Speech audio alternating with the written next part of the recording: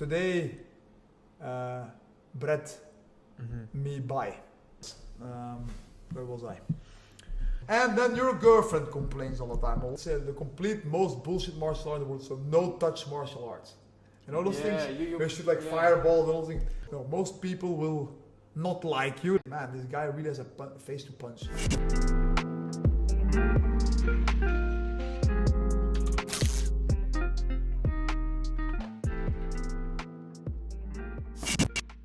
So guys, welcome back to TeaPodcast. Today we got the honor to have Wim Deputter on our podcast. He is a multiple-time European champion, he's a world champion, and he's a national champion as well. Would you like to add something to the introduction, Wim? Well, just to like martial arts in general, and the last 20 years of my life, I really enjoyed doing jiu-jitsu, and who knows when I'm going to do the rest, who knows.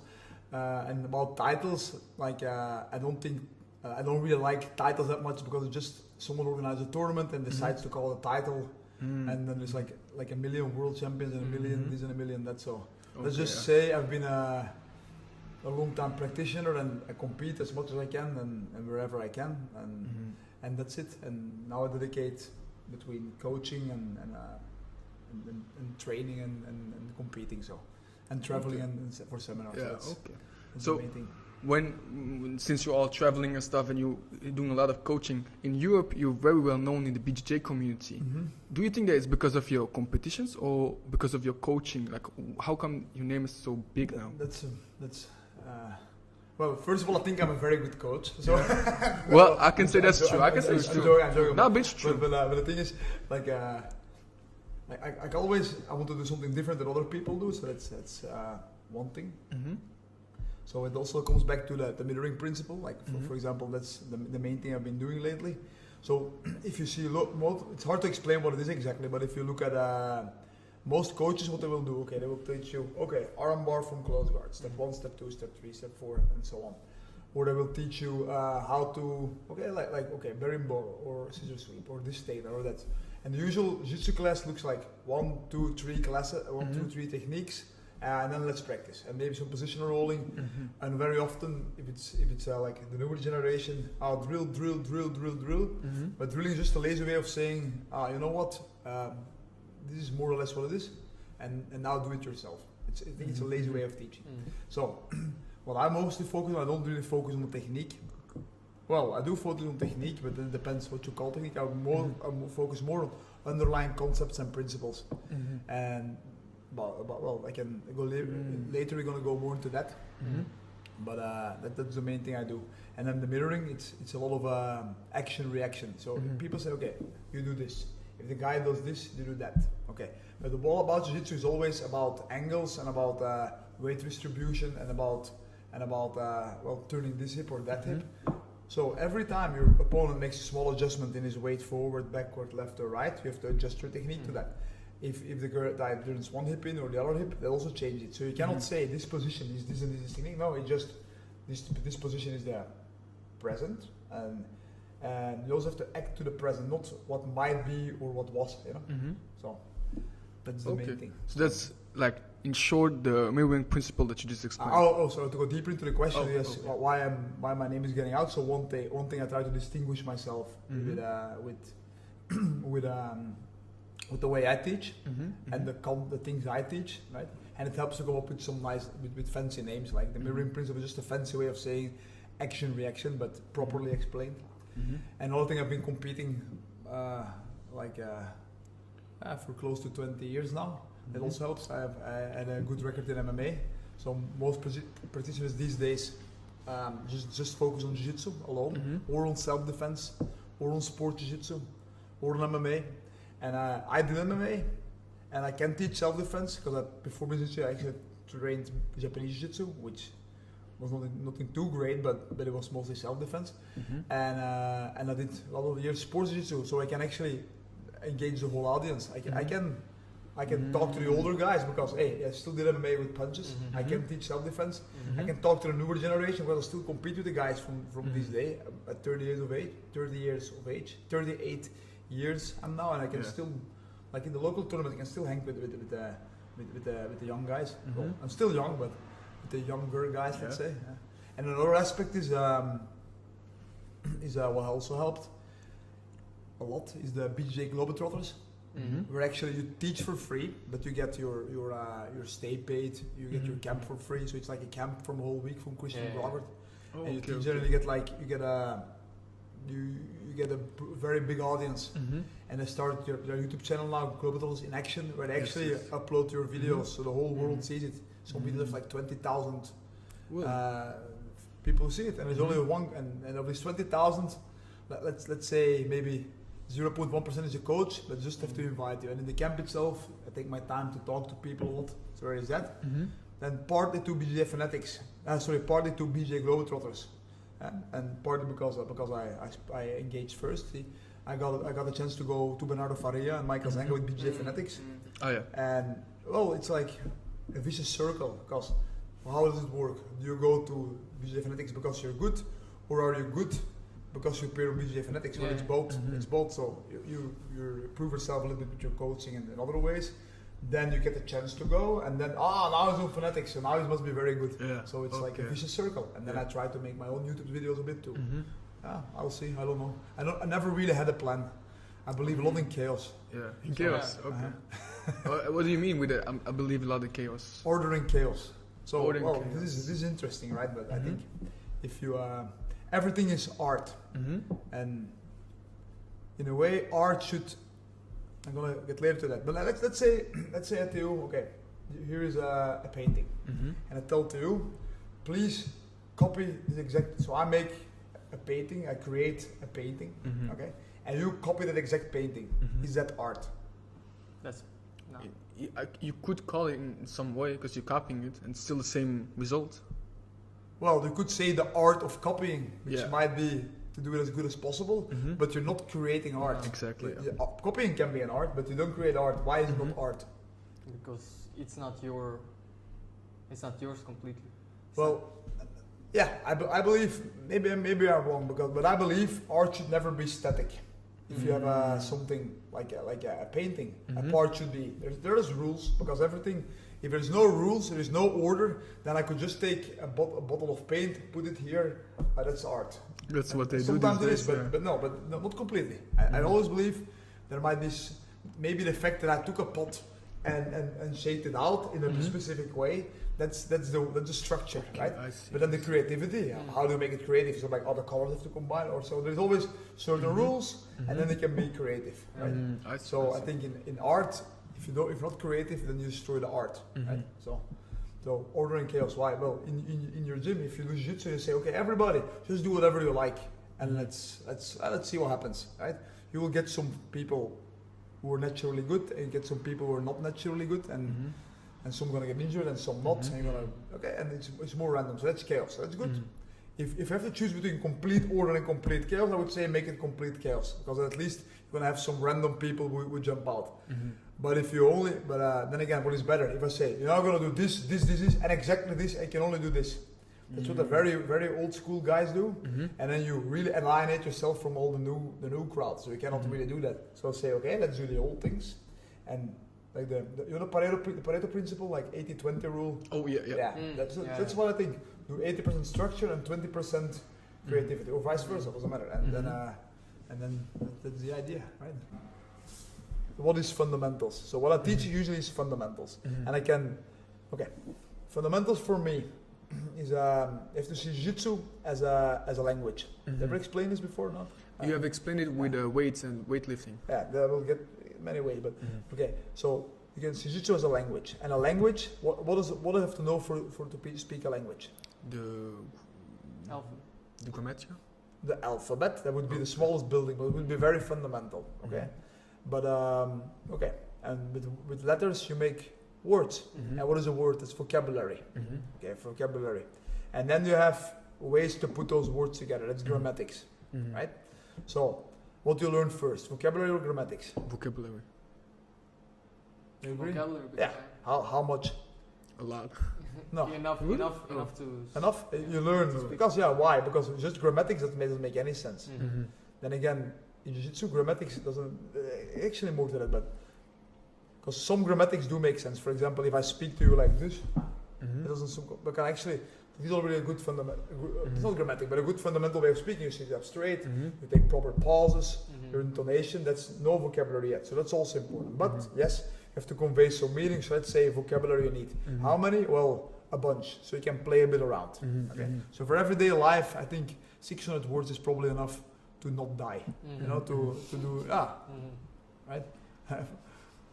No, I mean, just to express yeah, yourself in yeah, basic if you language. know, up, down, left, Yeah, right, to thank fit you. in. Where is the bakery? What do I? Food, thank you. The local people understand you. Yeah. So if I start speaking to you, today, bread, me buy.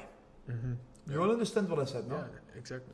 And then if you're a nice person, you're not even gonna laugh with me, right? I'm So sorry. just with the words, you can put them in different ways, and you will say, okay, I get it, I get it.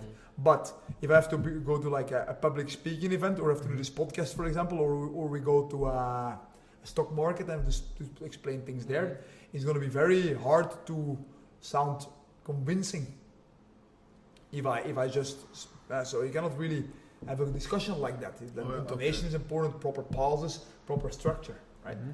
So you need to do a lot of vocabulary. Then you have to do a lot of grammatics, or enough at least, and then you need to put vocabulary for situations. So if you are, I don't know, in the music business, you need a proper vocabulary of using in the music business. If you're in the stock market, you need that vocabulary. If you're a doctor, you need that vocabulary.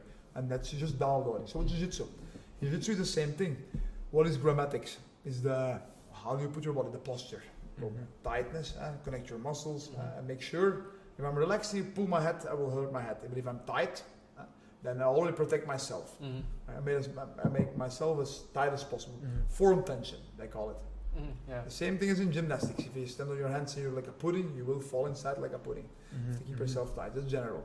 Okay, and then you do like so that's first. In jiu-jitsu, that's first. That's a weird thing. In the language you say first vocabulary, then a bit of grammatics. Well, this is different. Here you have to put a little bit of the general things like tightness, and then you give a bunch of techniques. And techniques are just examples. We're gonna do a sweep. What is a sweep, a takedown? Just give the general idea. Not even deep into it. Let's play. And you play out and you have fun. You have a lot of fun. And then you have to fine tune. You put more fundamentals into it. So, okay, and then more tight. Slow down and don't go too fast. Put your weight properly. Divide your weight. So angle, the things. Good grips.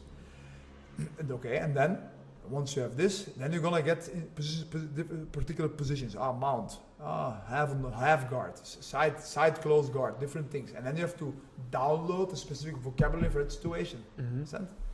So it's like fundamental. Just like boxing. Jab cross, hook. Three strikes. You can make unlimited combinations. Yes. Right? And then double left and right. True. So that's how you see jiu-jitsu, like I teach jiu-jitsu like first fundamentals and make it safe to practice first, and then later you start adding first grammatics, and then you start adding more techniques. And yes, there are certain positions that I find it's easier to explain. There are more higher percentage in fighting, let's say, or more higher percentage in self-defense. And there is certain techniques where make it easier to explain, and then you use that technique as an example. Roger Gracie released an interview yesterday, I think, like written, and I said, how much techniques do you know? I said, I probably know a lot, but the ones I use, I can count on one hand. And he said, if you do 1 year, 52, let's say you train two classes, you learn 2 techniques a week, that's 104 techniques a year. How much more do you need? I don't know if I use 104 techniques. Probably more, but what would you call a technique? It's always the same. Hip escape from close guard is the same as hip escape from half guard. So, Okay, I see. And you also know for your pressure game, like passing guard by pressing your opponent and stuff. Like I've seen your video that you were analyzing everything. So how would you teach that to your students, or in seminars and stuff? Pressure passing. Yeah. The same. Don't teach different top or bottom. It's all the same. As a start, step 1 in the position is how do I? No, just leave the person out of it. I'm just myself. Okay. So, jiu-jitsu is about being comfortable in uncomfortable situations. Right. And let's get it very plastic now. If I weigh 140 kilos and I smoke and I breathe like this, and I cannot even walk on a stair, right? Then I can hardly call myself comfortable in my own body. So if I'm not comfortable in my own body, how can I be comfortable with someone else in a fight? So first, try to live healthy, have order, and then a bit of chaos like French fries, you know, like a little bit of deviating from that, because you have to live as well, of course. And that's not even not because your mind also has to be healthy. But then once you have that, then okay. So how can I in the fight? So I'm comfortable in myself and have proper breathing. So that's the first thing. Breathe. If you breathe like that, you cannot be relaxed. You have to be yoga breathing. Okay. And then once you have that, so how can I tighten myself, connect myself to make it as hard as possible for the person to move me. Usually jiu-jitsu is you have to solve problems from the other guy. Yes, you have to. But my first thing is, I'm not going to solve the problem that you pose. And first, we want to try to be a problem as hard as possible to solve for you. So people always think, what should I do here? No. Sometimes you can just stay and let the guy think, what does he have to do? And if you both think the same, then nothing is going to happen, which is great in self-defense, but not in sports. The sports should be like action, reaction, jab, cross. But still, most people don't have patience, so usually they will act first. And if you put first points, then they have to act first. If you don't have stupid referees, they make you act first because they think there is, in any case. But, okay, so you go into the position, you connect yourself to your partner, tightness. That's hard to explain connection, but I would say you can describe it as making one unit of yourself and your opponent, entangle. Connection means if you're tight and an outsider would start to roll us from a mountain, and put us up, down, then the position, it should stay the same. Then we're properly connected. Then you have grips. Some people can have the upper part in the connection or control the connection. He who controls the connection controls the fight. So we're one unit, but I control where the unit goes. Okay, so maybe the guy, then it's always about rotation. Guy rotates away or rotates in. If he rotates in, I can counter. If he rotates away, I can counter. So I can stop his rotation, or I can allow the rotation to happen. If I allow it to happen, I let him rotate and I'll stop. So like for example in mount, escapes with a bridge, let him bridge, let him turn, and now you click again, you have the back. So we allow favorable positions to happen and unfavorable no. That's always how you go. So connect, and then you're here. Okay, and my first thing is, what can the guy on bottom do? How can he solve my problem? And he can move berserk. If he moves berserk, he's gonna get tired. So how can he intelligently move? Okay, he moves left, right, okay. How can I stop his motions? So how can I stop his rotations? Good. Then the next thing, how can I use his rotations to my advantage? Which do I want to use, which can I counter? Okay, good. Then the third step, if he's not rotating and moving, how can I force him to move him? And that's pressure passing. How do you make someone move? You put pressure. And what is pressure? Pressure can be just laying on top of him, that's a little bit of pressure. You can eat garlic and breathe in his nose, right? You can insult his mother. That would also be pressure. I mean, not that I say you should do that. It would actually be a very stupid thing to do. That can get you killed. That's true. But let's say words can be pressure. Outside the coach, hey, he's not doing anything, stalling. Referee can be a lot of pressure. But actual pressure is me laying on top of him, and then we can also talk about pressure points, which everybody thinks is bullshit. You know pressure points? No, like sure. Those martial arts, like those magic martial arts, they give you a pressure point. No. And then you're flying away or something, and then you fly away. If they touch you, but there is always some truth into that. Look, first of all, I think at some point all martial arts were legit, and it was always one thing, right? Wing Chun, Wing Chun? Yes. About the arms? Okay, is that good or no? Wing Chun. Well, it depends on how, if it's your style or not. Can you use it or not? Well, I never seen anyone of Wing Chun doing great in UFC. Okay, never. That's true. Because it's too isolated. If I'm laying on my back in close in mount, and the guy's attacking me, I'm doing Wing Chun. It's just the art of framing. And what I believe happened that someone just said, oh, you know what? Let's train our framing separately. That's what happened, I think. Let's take our framing out. Let's start doing our flows and our frames. And because that's one of the very first things I teach people is how to properly frame. Right? And then maybe I'm only going to say, look interesting. Or someone was stupid or I don't know, like can be malicious that they actually try to cheat people or maybe they cheat themselves. And then it becomes an own thing. Good Wing Chun. I think, Yeah. And then they have another thing, they have pressure points. What does pressure do? If you can put a finger, you can put it in the eye, you can put it everywhere. And they say, if you press this meridian or this, that's probably some spots hurt more than another one, but if I pressure everywhere, it will hurt hard enough, right? So is that bullshit? Well, no. It means if you start hurting someone, what will the person do? React, right? So if I'm on top, if I'm a complete white belt, never did anything martial art in my life, and I'm gonna use pressure points, I'm only gonna piss you off. I'm gonna unleash chaos that I cannot control. So that's very stupid and dangerous. But if I'm in proper control in competition, and I put my chin next to his eye, and if needed, maybe in the eye. But gentle constant pressure, that's how I call it. You do like slow pressure. Then the guy, if it's too much, he can't. It's not dangerous. And Ohri will react.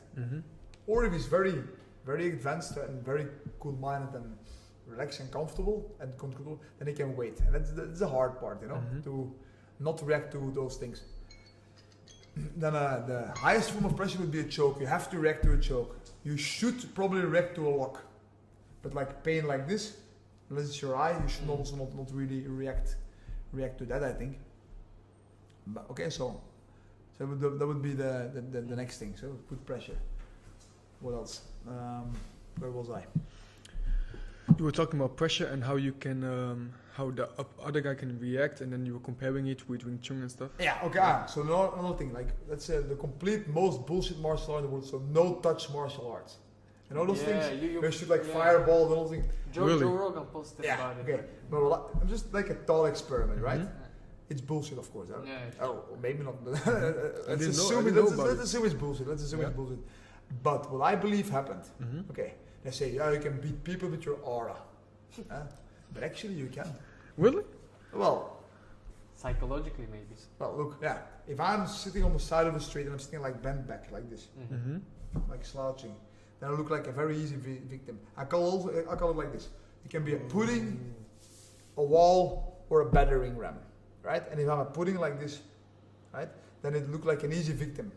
People are gonna either bully me, or know better and ignore me, or feel pity. Most are gonna feel pity, and some are gonna bully you. I don't want to be the person that always depends on someone else and felt pitied, and also don't want to be bullied, right? So just by being like this, you already put yourself more in danger. And it can be a battering ram. That's the opposite. Hey, what's your problem? And they walk like this, right? That's also not good, because what happens? They will get smashed. Most people will not like you. That's the first thing. That's true. And secretly, man, this guy really has a face to punch, right? And so that's an aura that attracts aggressiveness. But most people will know better and just walk sideways. But every once in a while you have like another battering ram and they collide, and one breaks and becomes a pudding, right? So what is a wall? A wall is neutral. I don't want anything from you, and I don't need anything. So I'm not going to give anything away from me that I don't want to give, and I don't need anything from you. So if I sit, so it's not this, It's like just straight shoulders. It's already just by putting yourself like with a good posture, and having and exhaling, showing confidence, you can deter an attack. So maybe at some point it was just this. And I made it like a whole magic thing about just to touch my nose and fall away. That's bullshit. That's what the charlatans maybe they bullshit themselves, or at least their followers. But I think maybe at the very core it's just that, So that's a very important part. Right? Yeah, something he actually talks a lot about, like just put your shoulders back, have good posture, and don't let people walk on you. Who talks about this? He. That's true. That's true. And Jordan Peterson as well. Yeah. Everybody should do this. Like everything. Gymnastics. What is gymnastics? Posture. What is ballet? Posture. What is fitness? Posture. Well, try to do 10 years of squatting with a bent spine. And that works until it doesn't work. And you think, actually, sports is bad for you. Then you go to the doctor. My back hurts from, maybe stop squatting, maybe stop jiu-jitsu. No, jiu-jitsu is not bad. You've been doing it wrong for all those years. And then competition, competition is not healthy, because you have to, for extremes, and it's probably not the healthiest thing for you to do. But that's the price you pay, you know. Like That's true. my price was my fingers, and also, but most. I'm gonna be honest. Most of my injuries don't come from competition. It's the drive to be good in competition that makes me train impatiently and get stupid after a while. And you know, and that's ego and all those things. So, so in hindsight, if I would follow my own principles, I think my not following my principles make me injuries, and now following my principles makes me able to train longer and better. I think so. So is that for you a good training, like following your principles, or? Yeah, but then sometimes they change. Sometimes things get added. Okay, No, not really changed. Posture was all like from a very first day. They always told me, my coach would say, posture. Just take posture, but never talk to me. What is posture? I just for many years thought it was straight, but now it's actually like in close guard. It's actually this posture. What does posture mean?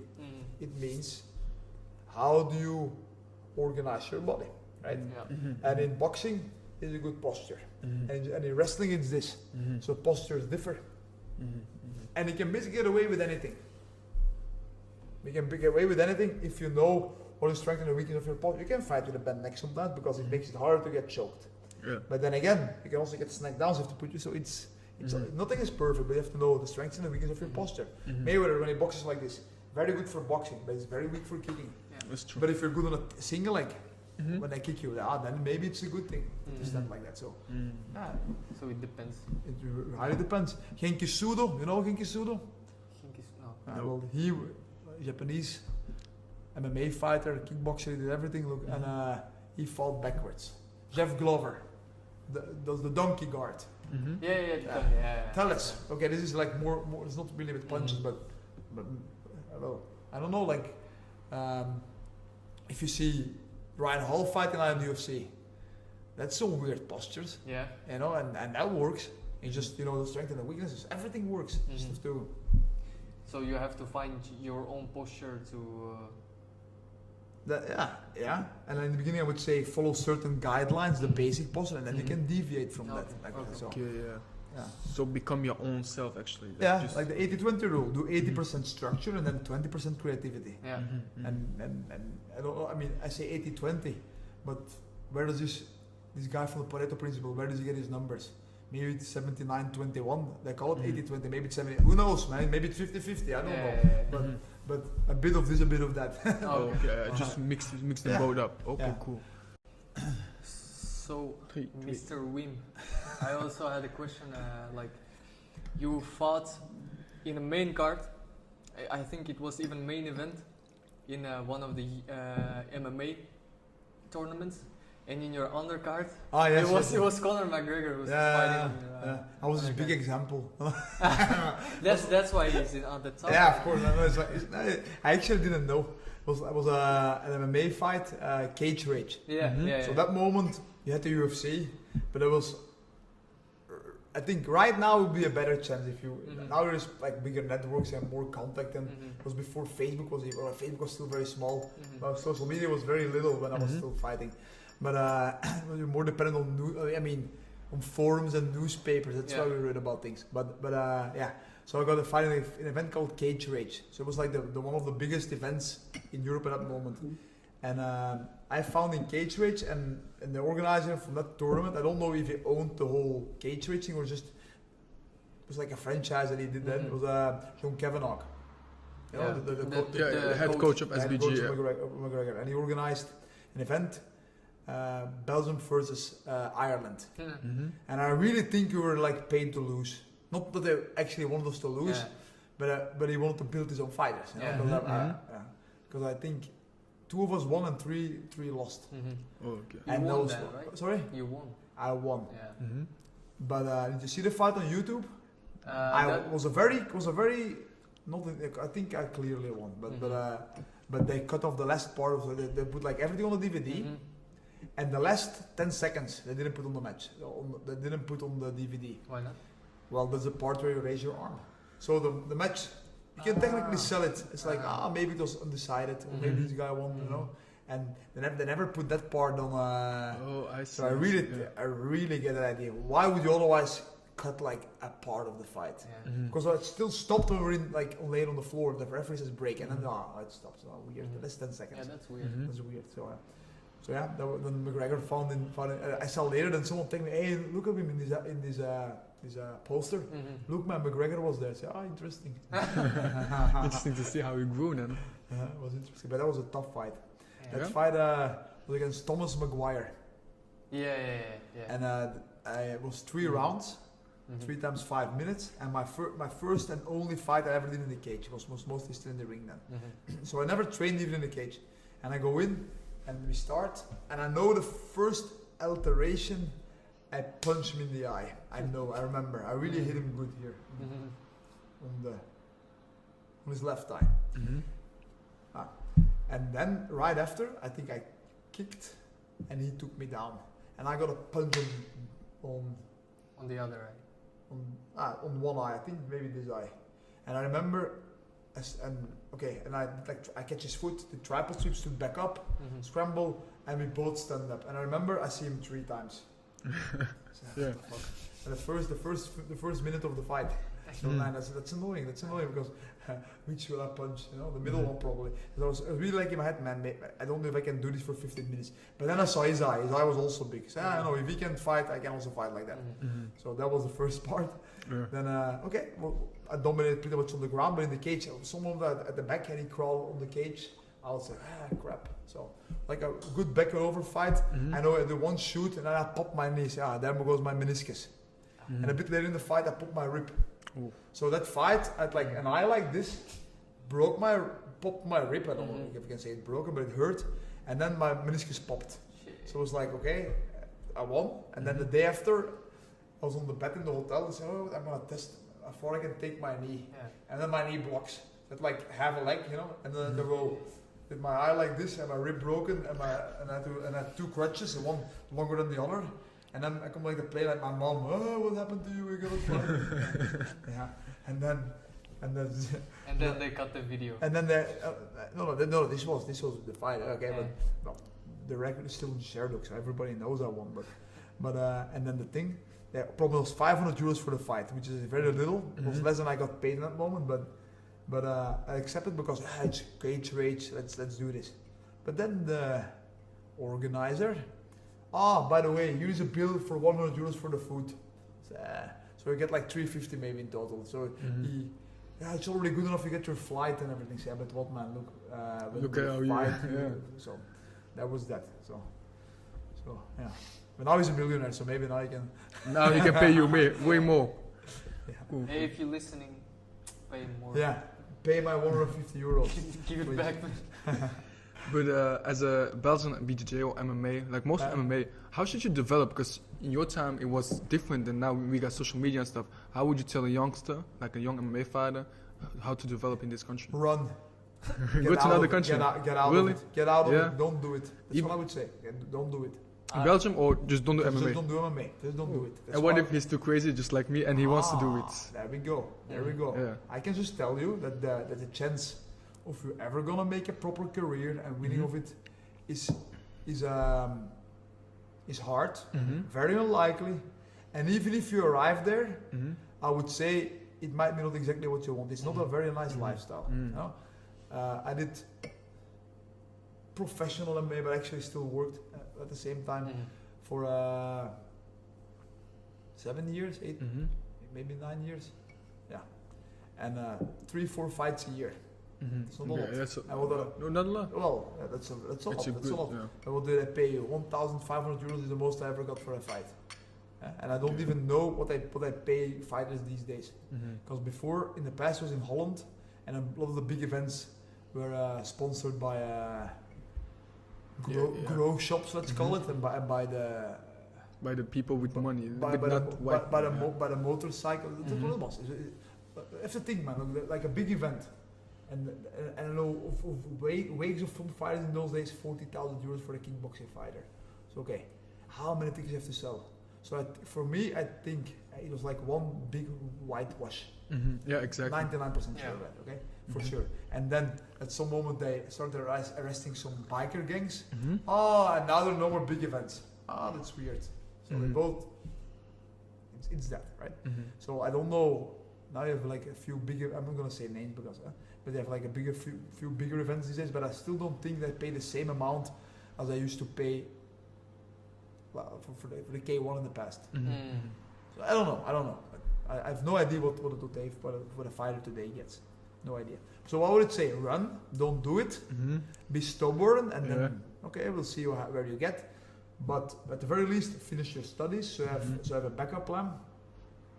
Maybe it is possible because like Shamil Nikaev, he's doing great. He's doing great, but he's very talented and he's okay. That's some people are lucky, and he's got the network, and he's Chechen, that also helps. Yeah, because I think maybe the country, I don't know, maybe he's got network that helps. ACB help probably. Maybe I don't know. So look, man, it hurts. You're gonna be. What I really hated when I fought was this: you get okay, if you don't have a fight, you get stressed. Or maybe I'm never gonna get a fight again. So you already get stressed. Every day ticks, you say, okay, I'm losing my opportunity. Then you get a fight, and when you get a fight, it's like having to write a thesis. Yeah. In September, the last year of your university, and you're in September. You have to finish a thesis, or maybe next year. You get 2 years, and you're not gonna start yet. But at some point you gotta start, and you have to finish a thesis, and it's like in your head, always there. It's a very mental burden. And then the fight also, like in 6 weeks you have to fight. In 6 weeks it's always there. Every cookie you eat, every time you sleep later than 12 o'clock, every beer you drink, every time you go out, it's always in your head. And when I used to have a fight, it was like, I don't know how other people did this. When I had a fight, and I was this fighter, it's like every fighter seemed like unbeatable at first. Then the closer the fight gets, okay, you start to rationalize and then make a game plan. And okay, I probably can do this. I would never take a fight that I don't know at least I have 50% of chance of winning. Otherwise, it's stupid. It would be very stupid if to fight. Why would you fight? That's like, fight a guy who you know have no chance of beating. It would be stupid. Just give punch. So then that. So you got a lot of stress. Then money. I have to have a manager these days.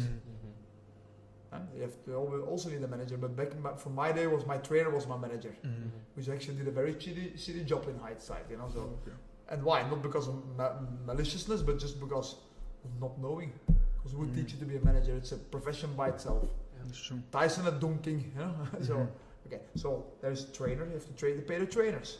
You have to pay your gasoline up and over. I drove twice a week to Amsterdam in the last part of my career to try to do kickbooks at André Manhout and then a bit on the Sauer. Deli Delin, I trained. It was very good, but okay.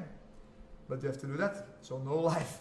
So work, drive, train, that's it, and then fight and on top of the stress. And then your girlfriend complains all the time also. Because, you're not going to make any living with that. And then your mother, I all the time. So it's always stress everywhere. For me, it was at least. Yes. And then it's about fun. I always loved jiu-jitsu. I really didn't like Thai boxing. Not because of Thai boxing, I just never, let's say politely, I never trained in a proper way. And leave it at that, right? Yeah. And also, my manager back in the day, my trainer said, okay, always fight, okay, next fight. And always, how are we going to fight? We fight everybody. No, we don't fight everybody. I have to fight everybody. You just line them up for me. So my 5th fight, I was fighting against, at 4 fights in a row I win. And in the beginning I said, man, this is day, but then I felt like really unbeatable because in the brainwashed us in the beginning, if you do jiu-jitsu, a blue belt never loses to a white belt. So, okay, good. As long as I'm fighting a white belt, I'm okay. My 5th fight was Usama Aziz. It was from Hilti BJJ, Hilti Jiu-Jitsu in Sweden. And one of his trainers, or at least from the same team, was Per Eklund. Ever heard of Per Eklund? Probably not, but back in the day, he was one of the biggest names in Europe. And Hilti is still one of the main gyms. In MMA or BJJ? MMA. You fall in Pride. Don't even fight in UFC, but he for sure fall in Pride. I think at least. In any case, like a big name. Okay, and then fight Usama Aziz, like a Moroccan fighter, I suppose, living in Sweden. Very stocky, like if you saw him, like smaller than me, but like, okay, so what the hell? Okay, and then wrestled in the Olympics. So okay, good. An amateur boxing champion from Sweden, but a white belt in jiu-jitsu, I think. So okay, so I'm fine. Now you get the first punch, so what the hell? And I fought the fight out, but I got hit from corner to corner the entire time. I didn't get a single shot in. I just managed distance a little bit from guard, and I survived. Yeah, so that was that. And in hindsight, I was not ready for that fight. I was not ready. I was 19, and we lined them up. Okay. You were 19. 19 or 20, maybe 21. Who knows? I was not ready for that fight. Okay, so that also happens. So you need a good coach and a good trainer. He doesn't do that to you. And then finally, maybe you have a good trainer and a good coach, and you're gonna betray him at some point. Really? You are gonna. You will have to. And it's not even called betrayal. But let's say from my perspective, I'm a coach. I already don't have time. I have to teach the gym, I have my family. I have to do teach my classes. I have to pay people if I'm not there. That's all nice and all good.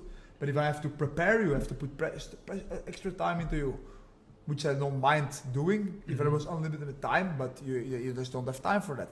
And you get mentally very tired always, talking. And then even then, it's not never an exact science. Because there's always variables. It's a science, but it's hard to say exact. Yeah? You have to build it up. So you build a guy for many years, you go to I go with you to events, and what are you going to get paid? In the beginning, nothing. Let's say after 5 fights, I'm going to pay you 500 euros. As a manager, you technically get 10%, you could say. But I would not take 50 euros from someone, or maybe I would for the guest. I don't know, but you say, oh, this young guy. I had always to pay my trainer took 10% as a trainer and 10% as a manager. So I paid 20% to him actually. That was ridiculous, but okay. So that was that. And then let's say you do make it, which is already a small chance. Now the big money is never gonna come if you don't go. You got talented and you get spotted by a bigger manager. Come with us. You know? I see, yeah. And it's not even your trainer can be the best guy ever. At some point you're gonna know more than enough, or like good, and he can tweak a little bit. But it's gonna be who are you training with. And here in Leuven, maybe eventually you're gonna get it, but at the very least, like you need to have a big guy. Like only martial arts that work. It's like for MMA fighters. It's like Tiger MMA, and I don't know. I've never been there, but I imagine. You mean Tiger Muay Thai? Tiger Muay Thai, maybe tries. I don't know how their business plan is, but I always imagine it's like maybe it's like a fitness which pays everything. Like a guy with money behind. Maybe it's just someone with money, or maybe like a big business behind it, like Lloyd Irvin for Jiu-Jitsu, for example. So, and you can actually pay guys to let them live while they train. I see. Yeah. Because otherwise, how are you going to live? And you get spotted, and so then me as a coach, there goes all your investment. Which is not entirely true, because if your guy is still a bit loyal, you can say, he was still the guy who built him. So, and in the end, it's also about art and about legacy, let's say, in this aspect. But the chance that I'm gonna put 10 years into someone and then actually playing it out is also very small. That's it, you know. Fighters get often offended. Why don't you put more time into? Well, there is no time. Yeah. There is no time. I drove competition to competition always by myself. MMA, I was always like someone with me, but I did for 5, 6, 7 years, 10 years even, going to with one friend. There's now he's in Mexico, Christoph. We always drive to two, and then sometimes I just drive alone. And now it's too hard for some people to just go train every day, or to go to the Flemish Open next doors, for example. I know what you mean. Yeah, of course. We know who you're talking about. But it's also not an insult, because I decided that would be my life. So, speaking about you guys, if you don't have time to train, that might be because you're doing something else. So it's not about you're doing not jiu-jitsu and you're doing bad. No, you can still be doing jiu-jitsu in other aspects. But minimal effort maximum efficiency is something else. So just pursue one path. But that's what I actually believe about everything. You gotta go. Okay, what is better, to be a generalist or a specialist? Specialist. You think so? Yeah, because people pay more for being. If you're specialized, and if you're specialized, you can help. You can really solve that one thing. True. If there is a niche that your specialism requires. Yeah. Right? Okay. You know, BJJ Globetrotters. He said something very interesting. You know. So Christian Grobert is a big example, because if you think what the guy does, like, I don't know exactly the whole story. I read the book, but basically it was a guy who had to travel one day. He's all jiu-jitsu schools in the world and make like the big empire, or however you call it, or some call it a cult or a sect, jokingly, but like a very nice thing he built with the Globetrotters. But he gave like a speech. By the way, if you ever could get that guy for a podcast, would be very interesting. Yeah. Yeah. But what he says was this. Look, he said, it was super good. He said, okay, look, specialism or generalism. So he said, okay, basically with my camps, I'm a tour operator. I'm a tour operator. And I'm probably not the best tour operator in the world, but I do host some pretty nice vacations. I'm also a black belt. And then he said, I'm probably not the best black belt in the world, but most people don't train, so I'm probably one of the best fighters in the world. And I'm also an instructor. I'm probably not the best instructor in the world, but I can instruct better than 99% of the people in the world, right? And then also he said, and you know now, and like last camp I booked a DJ, and the last day before the DJ cancelled. Yeah. So I had to teach myself DJing on one night. So I did like a quick course in DJing, and I'm probably the shittiest DJ in the world.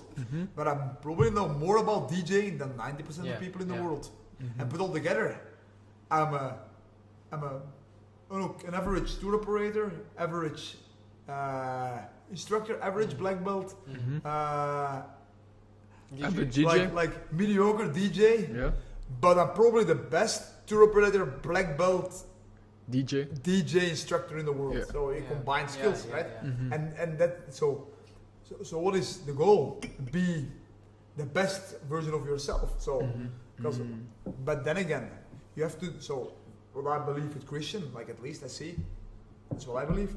He goes deep into something. He tries to make his camps absolutely perfect. It makes it a belt checker. It makes it like the absolutely most beautiful website you can make.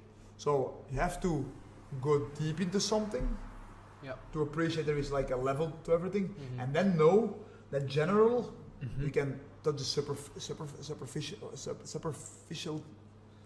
the superfice of everything. How do you say this in English, man? The superfice of everything. You can say it in Dutch. I will try to translate it. Oppervlakte. The surface. The surface. Yeah. You can say the surface of everything.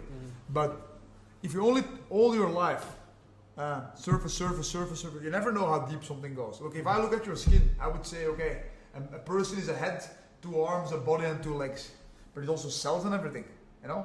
True. And learn to appreciate and explain one cell perfectly, and I can explain how your whole body works, or even go deeper and go to the atoms, you know. Right? Yeah. So that's the problem with many people. They never go deep into one thing. It's like walking to a forest. You have to have you're in the middle of a forest, and you have to get outside to know what is there. You can walk here, you can walk there, you can walk everywhere. You can walk here and walk a bit over there, because some skills help somewhere else. And then now you can see what's outside. But some people go like this. So they Always switch. That's what a child does. What does a baby do? Yeah, he tries to walk. He plays with everything and never goes. But that's good, because in the beginning you have to know what you like, like map your terrain. But then when you know what's out there, you make a decision. Yeah. And at the same time, do many other skills. And how far do you go in those skills? 80-20 rule. Yeah. It's because you improve, you go exponentially, and then you get stale. You know. Yes. Like it took. You go very fast to 80% jiu-jitsu, and then the last part, now I make like increments, maybe 1% a year, let's say, okay, or less. Language, did your Dutch improve the last year? Or did your Dutch improve the last year? Yeah. Yeah, but okay, because it's not your mother tongue, that's different. Yeah. I cannot say my Flemish improved anything the last 20 years, and I'm always speaking it, right? Because it goes slow, but in the beginning, a baby man, bam, and he speaks. So that's what I meant. Yeah. Okay. So to finish it up, we often ask our guests to give one piece of advice for the young people, or just people in general, for achieving their goals. So what would that's easy. Yeah, that's what would it be? I already prepared it. So Yeah? there's always the question that comes. Okay, so how much time do I have to talk about this? You can talk as long as you want. Okay, so let's show it with jiu-jitsu, and that's how. Okay. But it has to be one thing, huh? Yeah. Okay, look, cool. Look. The way I did it, right? I didn't know I didn't use my principle yet, but in hindsight, I did use it. I was not conscious about it. Okay. So when I teach it, I always say this: look, keep what you have. So you have the position. Be happy with what you have, and try to keep what you have. Right? Accept what I give for free. So if someone offers you a hand or helps you, accept it. Don't say no. Just accept it. If they learn to see opportunities, if someone grabs you here, You grab it also. Thank you. If someone takes something away from you, try to keep it, but don't run desperately behind it. If you have the sleeve and you keep it, and now they have your arm, right? So keep what you have, accept what's freely given. Try to keep it, try to take it away, but don't run blindly behind it. But sooner or later something else comes that you can also use, right? Okay. Now, if you only do those 4 things, it's very passive. And even if you're passive and you spot opportunities, good things will come. But not everything will come for free. So if you see an opportunity, take small calculated risks, action, reaction, push, pull, and take small calculated things towards your goal. Know what your goal is, right? But don't be afraid to change your goal. You know, because sometimes,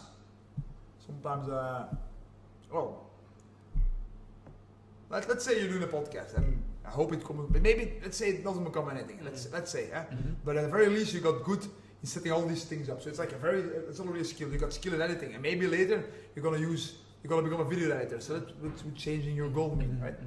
Okay. My idea was to become a professional fighter. I became a professional martial arts instructor.